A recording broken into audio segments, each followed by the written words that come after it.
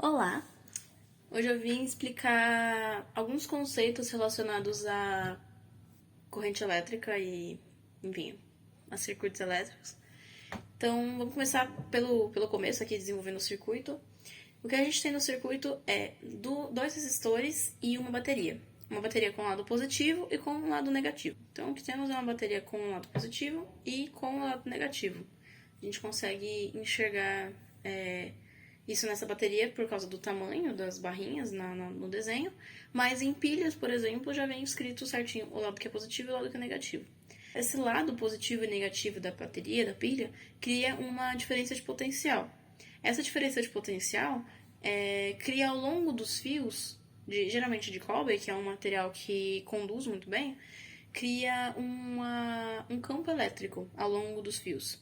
Geralmente, é esperado que os fios tenham um material isolante por fora, justamente porque no isolante, esses elétrons que correm, né, que se movimentam do lado negativo para o lado positivo, eles não vão atravessar a parte isolante, então não tem chance de ter uma corrente pegando uma pessoa. Então é mais seguro. Esse movimento dos elétrons acontece por conta do campo elétrico e da diferença de potencial.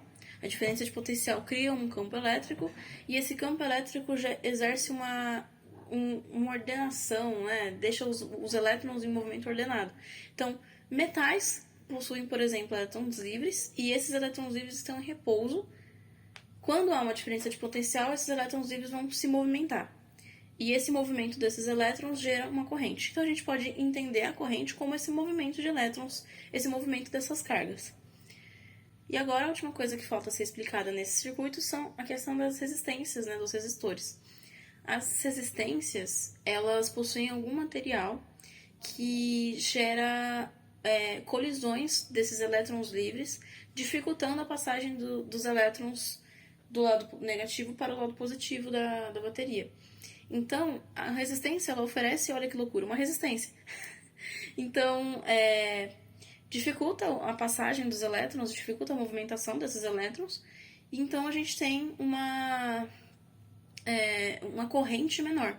Então, quanto maior a resistência, menor a corrente. A bateria, ou a pilha, enfim, essa fonte, ela possui uma tensão. Então, a gente já tem 3 informações para definir a lei de Ohm, que diz o seguinte: a tensão é igual a resistência vezes a corrente. A gente já entendeu que tensão é o que é a diferença de potencial vindo da bateria, a resistência está nesses resistores e a corrente é um produto da tensão e da resistência. Então a gente consegue conceber aí a entender a lei de Ohm a partir desses 3 conceitos. Agora vamos só observar outras coisas importantes aqui rapidinho, que são circuitos em série e em paralelo. Então aqui a gente tem um exemplo de um circuito em série e um circuito em paralelo.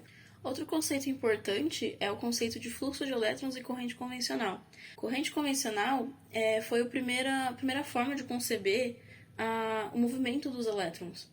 A primeira ideia era que os elétrons fluíam do positivo para o negativo. Essa é a corrente convencional.